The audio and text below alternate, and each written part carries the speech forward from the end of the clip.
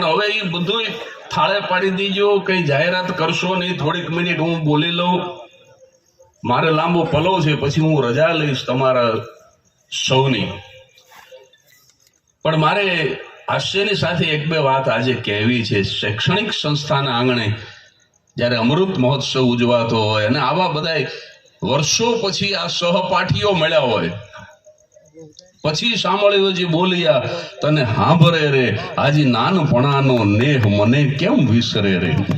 કૃષ્ણ અને સુદામા મળ્યા હોય એવો સંયોગ આ સંસ્થાના પટાંગણની અંદર આજે સાંજે રચાયો. એમાં એક જગદીશભાઈ ભૂતૈયા ક્યાં બેઠા છે? ઉભા નહીં થાય ચાલશે, હાથ ઊંચો કરો. હવે ઈ ક્યાં બેઠા છે ભાઈ જગદીશભાઈ? મિત્રો અમરીશભાઈ ના ફાર્મ ઉપર અમે બેઠા હતા ને તો કે ઓલો જગો ભૂત આવ્યો છે, જગો ભૂત. જગદીશ ભૂતૈયાનું જગો ભૂત કર્યો એટલે તરત જ હું બોલ્યો, મેં કીધું ઈ જગો ભૂત હોય તો હું જગો ભૂત છું, મારું નામ એ જગદીશ છે. એટલે સાહેબ મિત્રો જો માનથી બોલાવે તો માનજો કે મિત્રતા તોડી નાખી છે, મિત્રો ગાળ દે તો માનજો કે હજી પ્રેમ અકબંધ છે, એનું નામ મિત્રતા છે સાહેબ. મિત્ર એને કહેવાય સાહેબ, મિત્ર એને કહેવાય જે તમારી એપોઇન્ટમેન્ટ લઈને આવે કે હું આ તારીખે આટલા વાગે તમને મળવા આવું.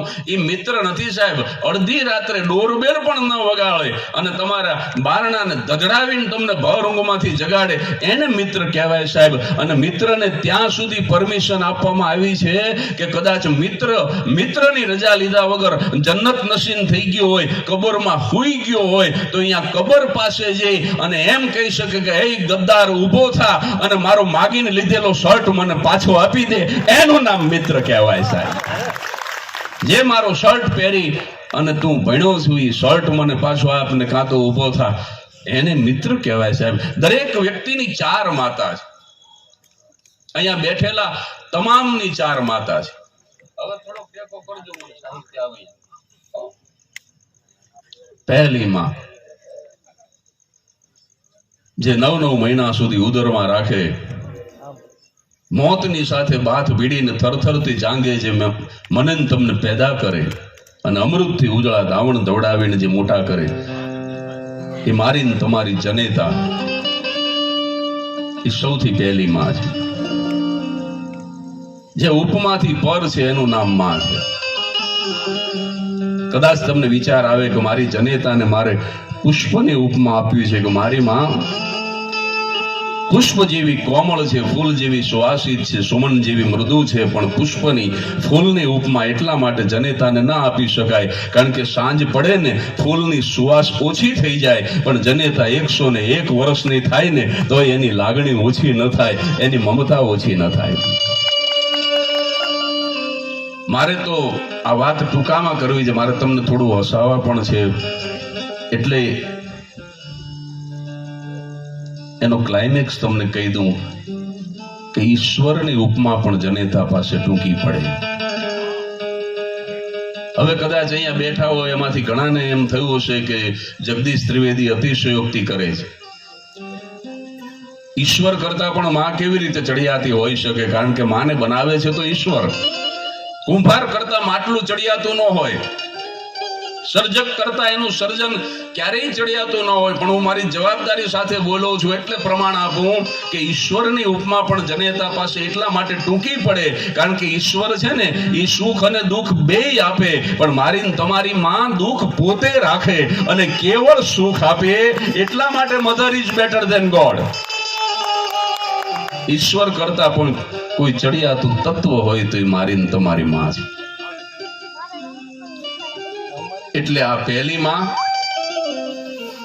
બીજી માં મારી તમારી માતૃભૂમિ મધરલેન્ડ,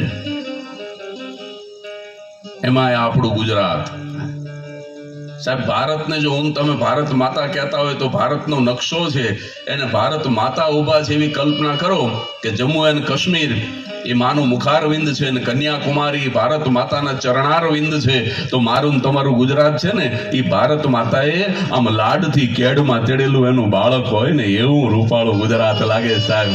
એ આપણી માતૃભૂમિ છે, એ બીજી માં છે. ત્રીજી માં મારી તમારી માતૃભાષા મધર ટંગ.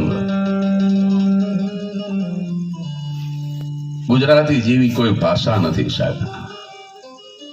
ઓક્સિજન અંગ્રેજી શબ્દ છે, દરેક ભાષામાં ઓક્સિજનના પર્યાયવાચી શબ્દ છે, પણ સાહેબ હું ગૌરવ સાથે કહું છું કે ઓક્સિજન માટે પ્રાણવાયુ જેવો શબ્દ વિશ્વની કોઈ ભાષામાં નથી.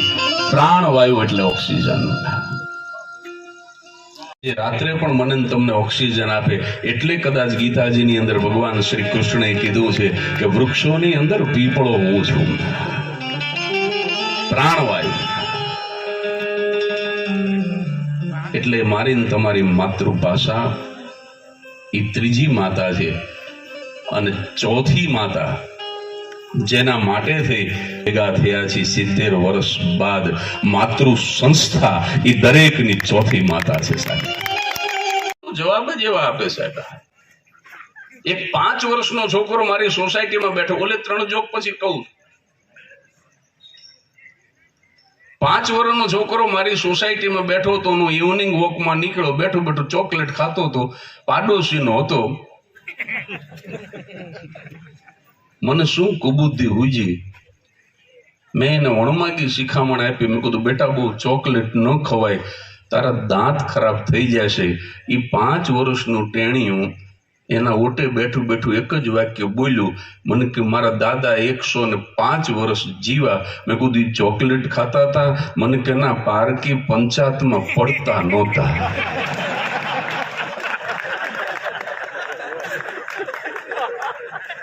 મને કે ચોકલેટ મારી, દાંત મારા. ત્રીજું વાક્ય તો એ બોલ્યો, તમારામાંથી કોઈને વિચાર નહીં આવે. મને કે ચોકલેટ મારી, દાંત મારા, હું મારા બાપાનો. મને કે 3 માંથી ક્યાંય તમારું ઇન્વેસ્ટમેન્ટ ખરું? મેં કીધું ના. મને કીધું છાના મને વોક લ્યો ને. હું એવો ખાર ખાઈ ગયો, ઇવનિંગ વોકમાં નીકળો તો ને હવાર સુધી હાલ્યો. બોલો,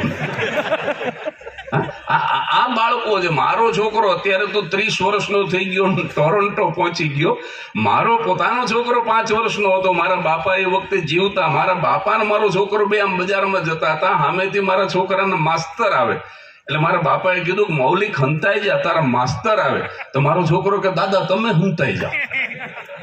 મારા બાપા કે 72 વર્ષે હું કામ હંતાવું? તો કે કાલ નિશાળ નહોતો ગયો ને આજે ગયો ને તો સાહેબે પૂછ્યું કાલ કેમ નહોતો આવ્યો? તો મેં એમ કીધું કે મારા દાદા ગુજરી ગયા.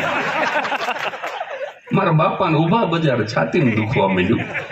એ કે આ નક્કી જીવતા જગતિયું કરાવશે. એટલે આ બાળકો છે. પણ સાહેબ આ બાળકોની જે દુનિયા છે, અથવા તો આપણી જે બચપણની દુનિયા, આપણા જે અભ્યાસના જે એ સમયના ગોલ્ડન પીરિયડના દિવસો છે, એ આ એક પણ વિદ્યાર્થી, ભૂતપૂર્વ વિદ્યાર્થી નથી ભૂલી શકતો. એનું કારણ શું છે કે એ દौलत भी ले लो, ये शोहरत भी ले लो, भले छीन लो मुझसे मेरी जवानी. આ પદ લઈ લે પ્રભુ, આ પ્રતિષ્ઠા લઈ લે, આ પૈસા લઈ લે.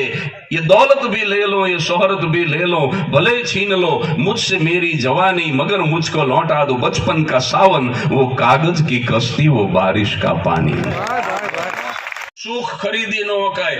સંપત્તિથી જો સુખ ખરીદી હકાતું હોત ને તો બંગલામાં રહેનારી બાયો કોઈ દિવસ આપઘાત ન કરે. ભલા માણસ, સંપત્તિ આવી ગઈ એટલે સુખ આવી ગયું એવું નથી. સુખ તો સંપત્તિ વગર પણ હોય સાહેબ. આ કોરોના કાળ આખો પસાર થઈ ગયો. જો ઈશ્વર કોરોના આપે, ઈશ્વર સુખ પણ આપે, ઈશ્વર દુઃખ પણ આપે. લોકડાઉન વખતે મારા કમ્પાઉન્ડ નો દરવાજો કોક ખખડાવે. મેં કીધું અત્યારે આ લોકડાઉનમાં કોણ આવ્યું? હું તો આમ બહાર નીકળું તે કૂતરું દરવાજા અરે માથા ભટકાડે. બોલો, કૂતરું. મેં કીધું તને શું તકલીફ છે? માણાની જેમ બોલવા માંડ્યું કૂતરું. બોલો, મને કે મોદી સાહેબ ને ફોન કરો ને, ક્યારેક પૂરું થશે બધું? મેં કીધું આમાં મોદી સાહેબ નું ન હાલે, આમાં તો ઉપર વાળું જયારે પૂરું કરે ત્યારે થાય. પણ તને તકલીફ શું છે? તને રોટલા નાખી દી. પણ એ કૂતરું સાહેબ જે જવાબ આપે સાંભળજો.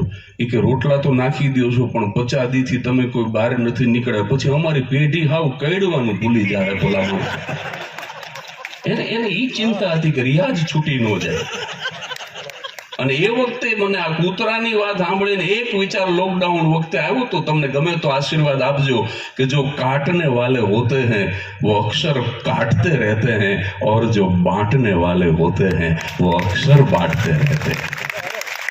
જેનો સ્વભાવ કાપવાનો છે એ તો કાપતા જ રહેવાના છે. આવી કૂતરું છેલ્લે જાતા જાતા એક લીટી બોલીને ગયું, જો પકડાઈ જાય તો તમારા નસીબ, ન પકડાય તો મારા નસીબ. પણ આંખમાં જળજળિયા સાથે જે કૂતરાએ જે છેલ્લી લીટી કીધી, મને કે તમે કોઈ બહાર નીકળો તો કાંઈ નહીં, પણ કમસે કમ 4 વ્હીલ તો શેરીમાં મૂકો.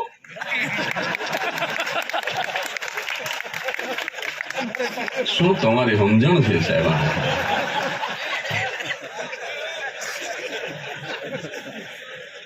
અહીંયા ઓલા ત્રણેય હાલશે મારા. પણ આ લોકડાઉન ની વાત નીકળી ને એટલે એક વાત હજી વચ્ચે કરી દઉં. ઓલા ત્રણ કહીશું ચાકા પેલા.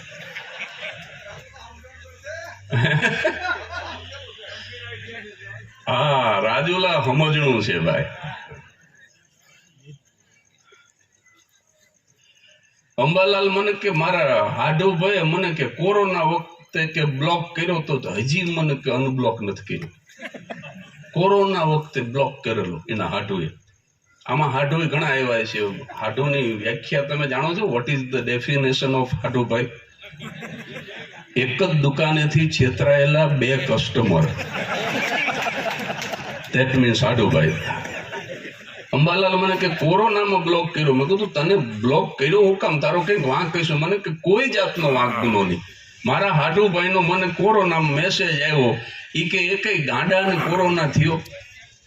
બેફામ રખડે છે, માસ્ક પહેરતા નથી, ગમે એને અડી લે છે, એકેય ગાંડાને કોરોના નથી થતો. આવો મને મેસેજ આવ્યો. મેં સહાનુભૂતિથી એને ખાલી એક લીટી લીખી કે છતાં તમે ધ્યાન રાખજો. એમાં લોકડાઉન વખતનો મને બ્લોક કર્યો છે. મેં બધું કાંઈ વાંધો નહીં, એને બ્લોક કર્યો. બીજા હાટું તો છે ને મને કે બીજાએ કર્યો. મેં કીધું બીજાને શું વાંધો પડ્યો? મને કે સૌથી મોટો હાડુ છે એની વહુનું નામ મીના એટલે મીનું કે, એનાથી નાની ઈલાતી ઈલું કે, એનાથી નાની શીલાતી શીલું કે, હવે સૌથી નાનો એની વહુનું નામ નમ્રતા એ નમું કે. તમે કીધું એમાં બ્લોક કરવાનું શું કારણ? મને કે મેં આ નમૂના વર્ણને ખાલી એક લીટી લાગણીથી લખી. મારે એક હાડુભાઈ તરીકે એને એક લીટી નો લખાય? પણ મેં ખુદ લખ્યું છું. મને કે આ નમું કરે છે ને એને મેં એક જ લીટી લખી કે નમું તારી તું નમૂનો. એમાં મને બ્લોક કર્યો. મને કે હજી મને અનબ્લોક નથી કર્યો. હવે આમાં મારો શું વાંક? મેં કીધું કાંઈ વાંધો નહીં, 4 હશે, બીજા 2 તો વિધા ને. મને કે બીજા એ કર્યો. મેં કીધું ત્રીજામાં શું વાંધો પડ્યો તને? મને કે ત્રીજાનો મને કોરોના વખતે મેસેજ આવ્યો કે કેટલી જાતના રિપોર્ટ કરાવ્યા પણ દર્દ પકડાતું નથી. કાર્ડિયાક રિપોર્ટ કર્યો, લિપિડ પ્રોફાઇલ કર્યો, જાતના રિપોર્ટ કર્યા, નાડી વૈદ પાસે જઈ આવ્યો પણ કોઈ કાળે દર્દ પકડાતું નથી. મેં ખાલી લાગણીથી એટલું લખ્યું તો હવે એકવાર પોસ્ટમોર્ટમ કરાવી. હવે એને ખબર જ નહોતી પોસ્ટમોર્ટમ. એને એમ કે પોસ્ટ ઓફિસમાં જઈને રિપોર્ટ થતો હોય છે. મેં કીધું આ ગુજરી ગયા પછી થાય. પણ લોકડાઉન વખતે એવા બોર થઈ ગયેલા. એક લોકડાઉન ની વાત કરીને પછી આપણે મૂળ વાત તરફ જે આમાં જૈસે કદલી કે પેડ મેં આમાં સ્ક્રિપ્ટ નક્કી ન હોય સાહેબ. આના પછી આ બોલીશ, આના પછી આ બોલીશ. जैसे कदली के पेड़ में पात पात में पात वैसे ही हम कलाकारों की बात में बात बात में बात. एक વાતમાંથી બીજી વાત યાદ આવ્યા કરે અને એમને કાર્યક્રમ ચાલ્યા કરે. આમાં કશું નક્કી નથી હોતું. પણ શિક્ષણને કેન્દ્રમાં રાખીને બોલવું છે એટલું નક્કી છે. અંબાલાલ કે એવા કંટાળી ગયા. એકવાર ઘરવાળીને લોકડાઉનમાં કીધું કે આ કોરોના નહીં મારે પણ કંટાળો મારી નાખશે. હાલો ને એક સારું મજાનું ફિલ્મ જોઈ. એટલે કે ઘરવાળીએ હા પાડી. એટલે એક દિવસે અમે રાત્રે ઇરફાન ખાનનું લંચ બોક્સ જોયું લોકડાઉન દરમિયાન. આ સત્ય ઘટના હું વાત કરીશ એટલે તમે કહેશો હા. રાત્રે 1 વાગે ટીવી બંધ કર્યું, મને કે હુતા. બીજે દિવસે સવારે 6 વાગે જાગીને જેવો આમ સેલફોન ઓન કર્યો અને પહેલા બદનસીબ સમાચાર વાંચ્યા કે ઇરફાન ખાન ઇઝ નો મોર. બહુ આઘાત લાગ્યો કે આવો સારો કલાકાર જેને રાત્રે 1 વાગે એની એક્ટિંગ ઉપર આપણે આફરીન પોકારીને હુતા હોય ને 5 જ કલાકમાં આવા સમાચાર આવે. બીજે દિવસે બપોર સુધી ચેન ન પડે, આઘાતમાં. બીજા જ દિવસે અંબાલાલ કે મેં મારી ગળવાને કીધું કે હવે આજે કંઈક એવું હલકું ફુલકું ફિલ્મ જોઈ જેમાં મગજ ન દોડાવવું પડે. એટલે બીજા જ દિવસે ઋષિ કપૂર સાહેબનું પ્રેમ રોગ જોયું. આ રોગ તો ગમે તે ઉંમરે થાય. મને કે રાત્રે 1 વાગે અમે ટીવી બંધ કરીને હુતા અને સાહેબ બીજા દિવસે સવારે 6 વાગે સેલફોન ખોલ્યો ને પહેલા સમાચાર વાંચ્યા કે ઋષિ કપૂર સાહેબ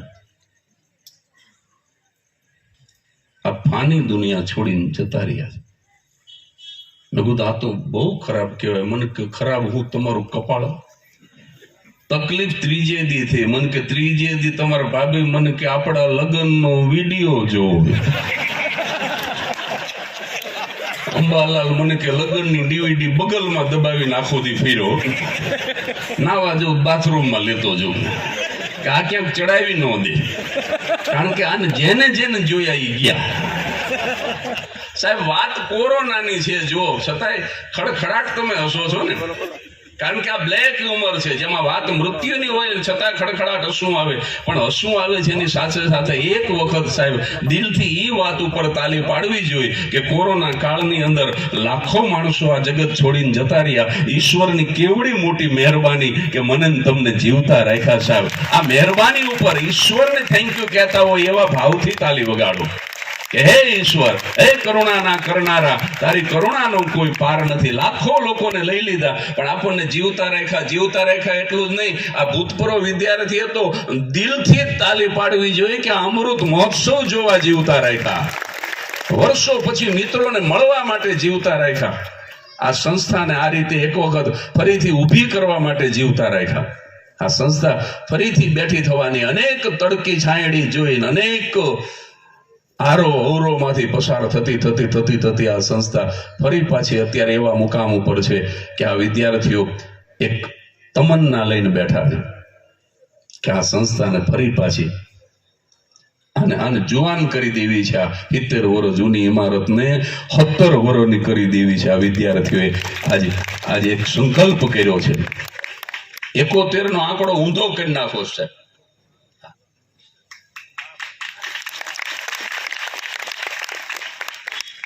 એટલે ઓલા 3 જોક કહી દઉં પછી અંબાલાલ ની વાત કરું. 3 જોક આમ તો હવે મને સમજાઈ ગયું, ભરોસો આવી ગયો તમારું ઉપર કે અહીંયા ફેલ નહીં જાય. જોક નંબર 1, આ અંબાલાલ ના દાદા એ અઘરાવ એ હમણાં હું વાત કરું તમને. આખો ગાણો દાજી ગયો એ પછી કહું તમને. એક પતિ પત્ની બે આબુ ગયા હતા. જોક નંબર 1, બપોરે 2 વાગે ઓલા ભાઈની ઘરવાળીએ બપોરે 2 વાગે એના ઘરવાળાને ભર ઊંઘમાંથી ઉઠાડ્યો. હાથ પાડે ન ઉઠ્યો તો ઓશીકું મારીને જગાડ્યો. ઓલો કે અત્યારે બપોરે 2 વાગે શું છે? તો કે હાલો નવરા છે તો સનસેટ પોઈન્ટ જોઈ લઈ.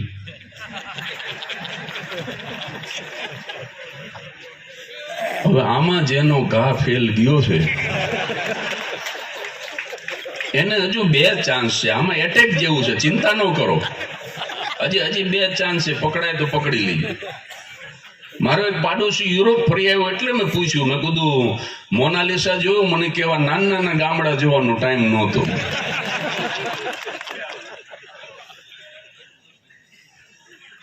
બહુ સરસ રિઝલ્ટ આવે છે. આ જોક નંબર 3 તો હવે 1000% ફૂટશે ને 2 કરતા હારી ફૂટશે. રાજકોટમાં એક ભાઈ ઘોડા ઉપર આમ ઊંધો બેઠો હતો, પૂછડા બાજુ મોઢું રાખીને. મેં કીધું એટલે ઊંધો ક્યાં બેઠો? મને કે તમને બધું સારું દેખાય. મેં કહું પણ તને તકલીફ શું થઈ? મને કે ઘોડો હોનાની વીંટી ગળી ગયો. તમે ભાગશાળી છો, તમને અમારી જેવી કોઈ કષ્ટી નથી પડતી. મેં કીધું પડવાય ન દે ઉપર વાળો. ઘોડાને કાયમ ચૂરણ દઈ દે તું, ઘોડો બે નવરા થઈ જાવ, આમાં તમે બે દુખી થાવ. આ ભાઈ વિડીયો ઉતારો તમે તારે કઈ વાંધો. શું નામ? હરેશભાઈ. એમને પ્રસ્તાવ મૂકેલો મારો જોશી સાહેબ. જોશી સાહેબ ડોક્ટર શેના ડોક્ટર? General practice. અમારે એક ભાઈની પીંડી કૂતરાએ પગમાં લઈ લીધેલી, કૂતરાના મોઢામાં પીંડી, તોય અભાગ્યો દાંત કાઢે. બોલ, મેં કીધું આ પીંડી કાઢી નાખશે હમણાં. પછી કૂતરો જતો રહ્યો, પછી ઓલાની પાસે ગયો. મેં કીધું ભલામણા મોઢામાં પીંડીને તું દાંત કાઢતો? મને કે દાંત જ કાઢ્યું ને કૂતરું હાવ બોખું હતું. મને કે મને ગલગલિયા થતા કે એકવાર તેને કાઢી નાખી તો મેં બીજી વાર આપી, ઘડીક તો રાખ, મજા આવે છે. મેં કીધું ભલે બોખું તો બોખું, પણ કઈડું તો ખરું ને. ડોક્ટર પાસે જઈને બતાય, પણ ડોક્ટર એવો લોભ્યો જોશી સાહેબ, ઈ કે દાંત વગરનું કઈડું કે હા, તો કે હોય વગરનું ઇન્જેક્શન લઈ લે. એમ કરીને 300 લીધા તારે રહ્યો. બોલો, એટલે અમુક અદભુત હોય છે માણસો છે. હમણાં એક કાકા હેર કટિંગ સલૂનમાં ગયા, વાણંદે પૂછ્યું કેવડા વાળ રાખું, તો કે તારે કાકીના હાથમાં ન આવે એવડા કરી. એ કાકો કેવો ગોટે ચીડ્યો છે. અમદાવાદમાં એક રિક્ષા પાછળ લખેલું સાવન કો આને દો. રિક્ષા પાછળ એમાં એક ટ્રક ક્યાંકથી આવ્યો, ધાડ દઈને ભટકાણો, તો ટ્રકની પાછળ લખેલું કે આયા સાવન ઝૂમ કે. રિક્ષા વાળો ફરિયાદ કરવા ગયો, જમાદારે ફરિયાદ ન લીધી કે ઇન્વિટેશન તો ત્યાં જ આપ્યું હતું. પણ અમારા વખતે આવી સ્કૂલ નહોતી, અમારા વખતે આવા શિક્ષકો નહોતા. શૈલેષ મહારાજ એમણે કીધું ને કે નકશામાંથી લાકડી, આપણે નકશા તમે જોયા છે, બે બાજુ ઉપર નીચે લાકડી હોય ગોળ, અને ઈ અંદર લગાડેલી હોય ને એનાથી પછી નકશો ટીંગાડે. ઈ કે એકેય લાકડીઓ અમે નથી રહેવા દીધી, કારણ કે ઈ બધી ખાઈને અમે તોડી નાખી. શૈલેષ મહારાજ બોલ્યા. આજે એમણે કીધું કે આજે હું સંતવાણીનો આરાધક નહીં, હું એક વિદ્યાર્થી થઈ અને આજે ગાવા આવ્યો છું, આ સંસ્થાના આંગણે ગાવા આવ્યો. બાકી તો શૈલાસ મહારાજ તો એક પ્રથમ પંક્તિનું નામ છે આજે ભજનની દુનિયામાં.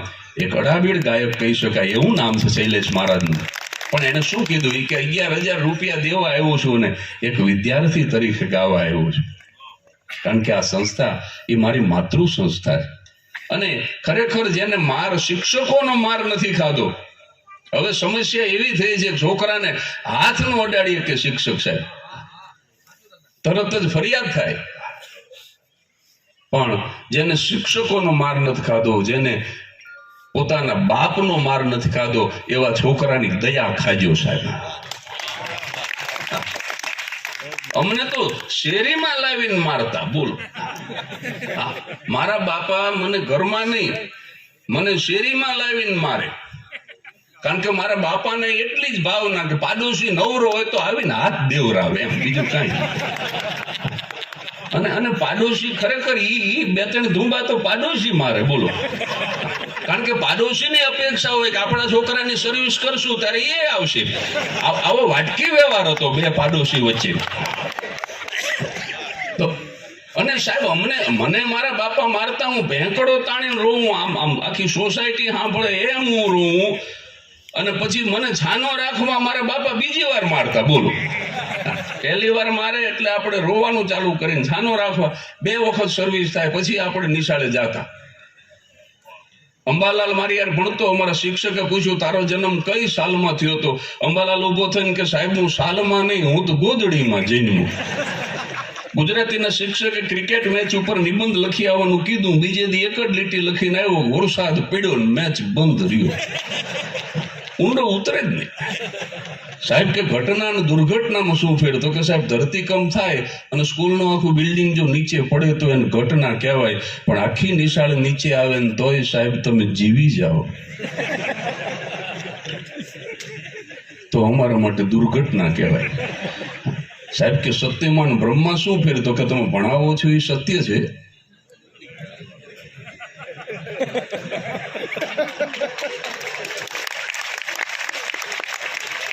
પણ તમે એમ માનો કે અમે ભણી છીએ તો એ તમારો ભ્રમ છે સાહેબ. કે આ લેંઘો એક વચન કે બહુ વચન? લેંઘો અંબાલાલ કે ઉપરથી એક વચન પણ નીચેથી બહુ વચન. અદ્ભુત જવાબ આપે સાહેબ. તો પણ એવી ધક્કામુક્કી થઈ, એવી ગીર્દી થઈ, લોકોએ મને પાડી દીધો. મારા હાથ ઉપરથી પગ મૂકીને પસાર થઈ ગયા. મારો હાથ ઘાયલ થઈ ગયો. હવે આ ઘાયલ હાથથી હું વગાડી નહીં શકું, અને વગાડી નહીં શકું એટલે હું ગાઈ નહીં શકું. કમાણી ગુમાવવાનો અફસોસ છે, એટલા માટે થઈને હું રડું છું. આંધળાએ કીધું નેત્રહીન સુરદાસે. અને પેલી વ્યક્તિએ જેને પૂછ્યું હતું કે વાય આર યુ ક્રાઇંગ, એને એટલું જ કીધું કે એવું થઈ શકે કે હું વગાડું ને તમે ગાઓ? કે તમને વગાડતા આવડશે? તો કે મેં કોશિશ કरूंगा. કે તો જમાવટ થઈ જાય. અને પેલી વ્યક્તિએ સંગીતના સૂર છેડ્યા અને પ્રજ્ઞાચક્ષુએ ભજન ગાવાની શરૂઆત કરીને એવી જુગલબંધી થઈ કે લોકોનું ટોળું ભેગું થઈ ગયું. રૂપિયાનો ઢગલો થયો. એ બધા રૂપિયા હંકેલી હમેટી સુરદાસના હાથમાં મૂકી અને પેલી વ્યક્તિએ વિદાય તો લઈ લીધી, પણ એને એટલી ઓળખાણ ના આપી કે મારું નામ પંડિત ઓમકારનાથ ઠાકુર છે ભલામાણા. કે જેને એક મામૂલી પ્રજ્ઞાચક્ષુ ભજનીક માટે થઈ અને મેળાના તડકામાં ઊભા ઊભા વગાડ્યું. આ પરંપરા એવી છે કે જેને ખૂબ દુઃખ જોયું છે, જેને ઊભા ઊભા અને તડકે પણ વગાડ્યું હોય, આ રાતોની રાતો ઉજાગરા કર્યા હોય, અને હાવ ઓછી રકમની અંદર પોતાનો પરિવાર ચલાવ્યો હોય. સાહેબ, સાચા ગરદેવડા તો આ અમારા પૂર્વજો છે, અમારી આગળની પેઢી. અમારે તો કાંઈ વાંધો નથી, પણ આ લોકોએ ખૂબ સહન કર્યું છે. અમારા પહેલાની પેઢી, પછી હાસ્ય કલાકાર હોય, ભજનીક હોય કે સાજિંદા હોય. એટલે મેં તમને આગળ બોલાવ્યા કે આનો વિડીયો ઉતરી જાય તો હું કહી શકું કે હાજી બાપા ભેગો મેં પ્રોગ્રામ આપ્યો છે.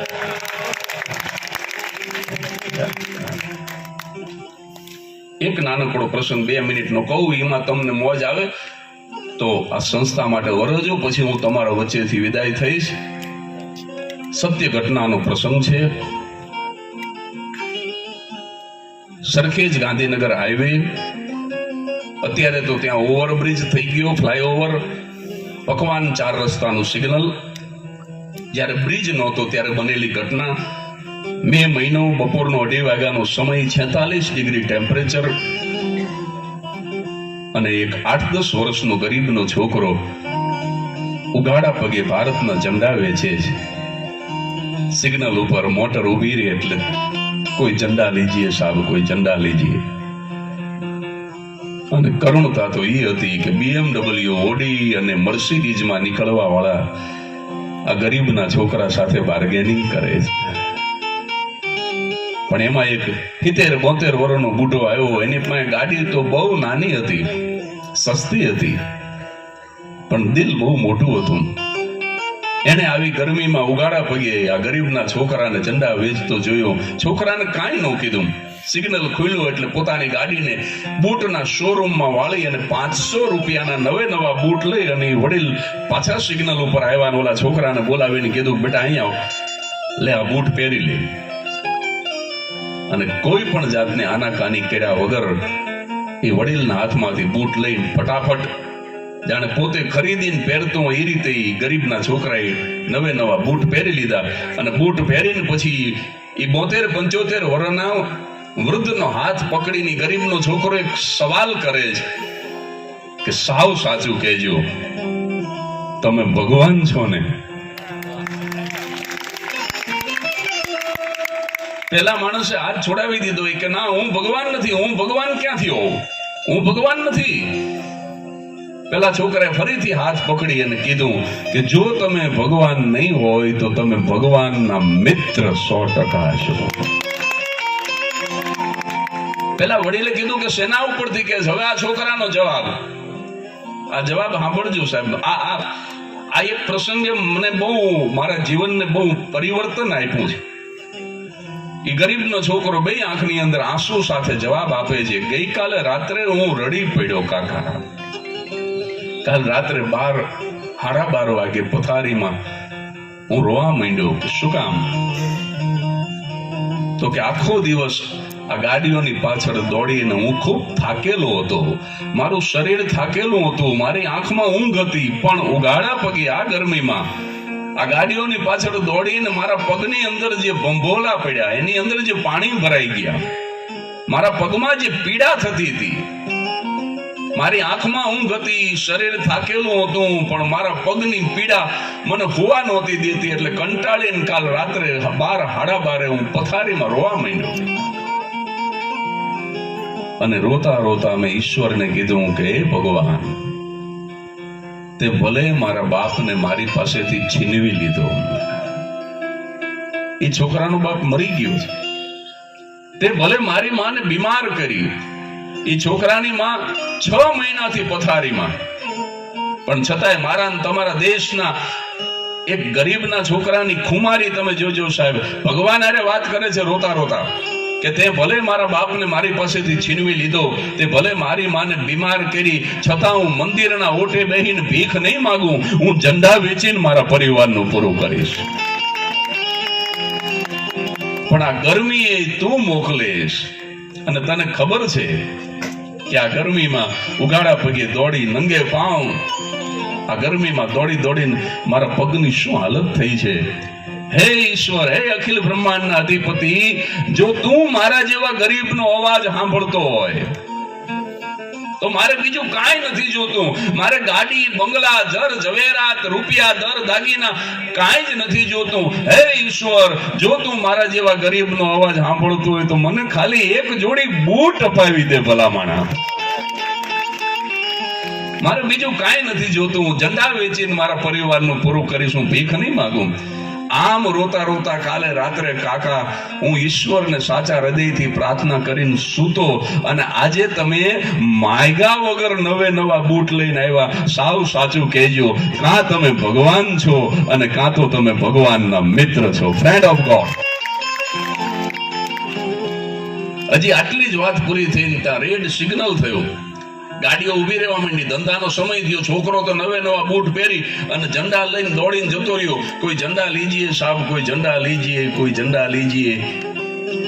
છોકરો તો જતો રહ્યો, પણ પેલા વડીલને પોતાની સેકન્ડ હેન્ડ કારમાં બેઠા બેઠા, નાનકડી કારમાં, એ મોટા દિલવાળાને જે વિચાર આવ્યો, બસ એ એક વિચાર જો તમારા સૌના દિમાગ સુધી પહોંચી જાય તો આ 7 કલાકની જર્ની કરીને સુરેન્દ્રનગરથી આવ્યો, મારો વ્યાયામ સાર્થક થઈ જાય, આ આખો મહોત્સવ સાર્થક થઈ જાય, આ અમૃત મહોત્સવ સાર્થક થઈ જાય. આ ભૂતપૂર્વ વિદ્યાર્થીઓનું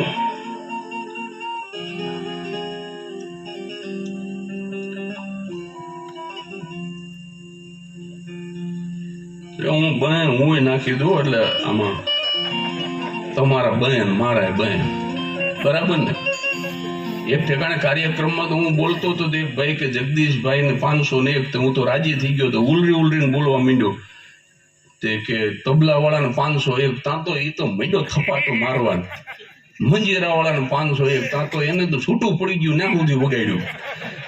પછી બધું પતી ગયું. પછી ઓલા ભાઈ ની વાહે દોડ્યો. મેં કીધું બધાને 501 દેવાનું કીધું તું, તમે કેમ હાલતા થયા? હા મને કે તો રહી ગયું. એમ કરીને થેલી ખોલીને ભાઈ ગયા 501 છાપ હાબુ કાઢ્યા.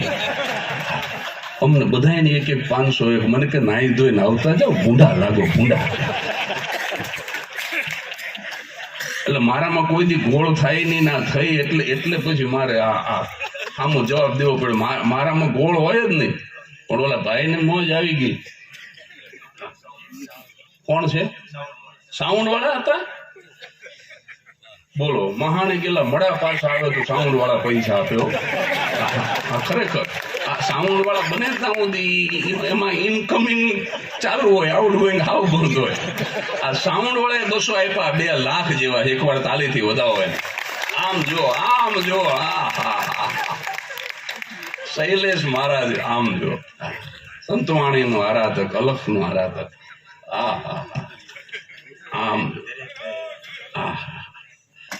આમ તો જુઓ તમે, આમ તો જુઓ.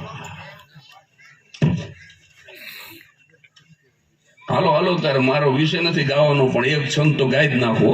હાલો, સાયલ શૃંગ શ્રમ વિશાલ. હાલો.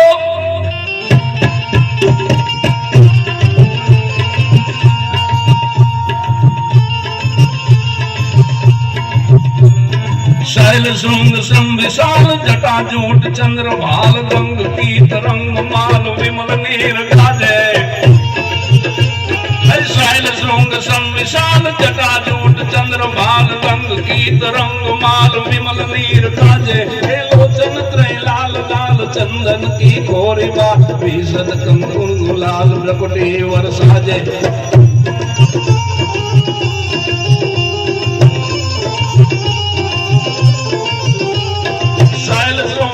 विशाल जटा जोट चंद्र भाल गंग पीत रंग माल विमल नीर गाजे लोचन त्रय लाल लाल चंदन की गोरी बाल कुमकुम सिंदूर गुलाल प्रपुटे वर साजे मुंडन की कंठ माल विसत हृदय सात कटिक जात रुद्र माल हृदयाल गाजे बम बम बम डमरुबाज बम बम बम डमरुबाज बम बम बम डमरुबाज नाद वेद स्वर सुसाज शंकर महाराज तांडव नाचे बोले महाराज आज तांडव नाचे थैंक यू वेरी मच આપનો ખૂબ ખૂબ આભાર પણ એ વિચાર જે છે એ તમારા સૌના દિલમાં છેલ્લું વાક્ય મૂકી દો એ અંકલને પોતાની નાનકડી ગાડીમાં બેઠા બેઠા જે વિચાર આવ્યો એ વિચાર તમારા સૌના દિલ સુધી પહોંચી જાય એ કાકાને એ અંકલને પોતાની ગાડીમાં બેઠા બેઠા એક જ નાનકડો વિચાર આવ્યો કે ઈશ્વર થવું ભલે અશક્ય હોય ઇમ્પોસિબલ આપણે ભગવાન ન થઈ શકીએ પણ આ એક વાત જો તમારા હૃદયમાં ઉતરે તો આ સંસ્થા માટે કંઈક વરસજો કંઈક આપીને જજો ભૂતપૂર્વ વિદ્યાર્થી ન હોય તોય આપજો કે ઈશ્વર થવું ભલે અશક્ય હોય પણ કોઈ જરૂરિયાતમંદ કોઈ નીડી કોઈ ગરીબને માત્ર 500 રૂપિયા જેટલી મદદ કરવાથી ફ્રેન્ડ ઓફ ગોડ ઈશ્વરના મિત્ર અવશ્ય બની શકાય છે જરૂર બની શકાય છે સાહેબ BMW ઓડી ને મર્સિડીઝ વાળા નીકળતા હતા ભગવાને એને પસંદ ન કર્યા પોતાના મિત્ર બનાવવા માટે પણ આવી નાનકડી ગાડી વાળાને ભગવાને પસંદ કરી લીધો કારણ કે એના દિલની અંદર ભગવાનને લાગ્યું કે આ મારા રહેવાની જગ્યા છે સાહેબ એટલે દિલથી તમે આ સંસ્થા માટે કંઈક આપજો આ સંસ્થાને બેઠી કરવી આપણી ફરજ છે સાહેબ અને અનેક ચડાવ ઉતાર પછી પણ આ સંસ્થા ફરી પાછી બેઠી થશે એવી સાત્વિક શ્રદ્ધા સાથે જગદીશ ત્રિવેદીના સૌને વંદન નમસ્કાર thank you very much Bharat માતા કી જય